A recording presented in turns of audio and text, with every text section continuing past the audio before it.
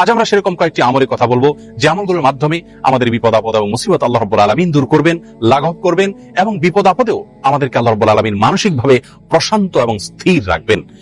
আর সেই আমলগুলোর মধ্যে থেকে সর্বপ্রথম এবং প্রধান যে আমলটির কথা বলবো তা হলো যিকরুল্লাহ বা আল্লাহর জিকির। আল্লাহর জিকির এর চাইতে কার্যকর কোনো ঔষধ আর নেই ডিপ্রেশন দূর করবার জন্য।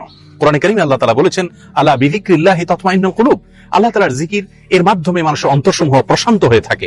অতএব আল্লাহ তাআলার স্মরণ অন্তরে রাখা, মুখে আল্লাহ তাআলার কথা বলা, আল্লাহর সঙ্গে একান্তে কথা বলা, এর মাধ্যমে ডিপ্রেশন দূর করা যায় সবচেয়ে সহজে। আল্লাহর জিকির বা যিকরুল্লাহর একটা বিশেষ পদ্ধতি হলো কোরআনে কারীমের তিলাওয়াত। কোরআনে কারীমের তিলাওয়াত যদি আপনি করেন অর্থ সহকারে বুঝে, দেখবেন মানসিকভাবে আল্লাহ রাব্বুল আলামিন অলৌকিকভাবে, বিস্ময়করভাবে আপনার মধ্যে প্রশান্তি সৃষ্টি করে দিবেন। যিকরুল্লাহ বা আল্লাহর জিকিরের আরেকটি বিশেষ পদ্ধতি হলো সকাল এবং সন্ধ্যায় প্রিয় নবী সাল্লাল্লাহু আলাইহি সাল্লাম অনেকগুলো জিকির এবং দোয়া আল্লাহর কাছে নিবেদন করতেন।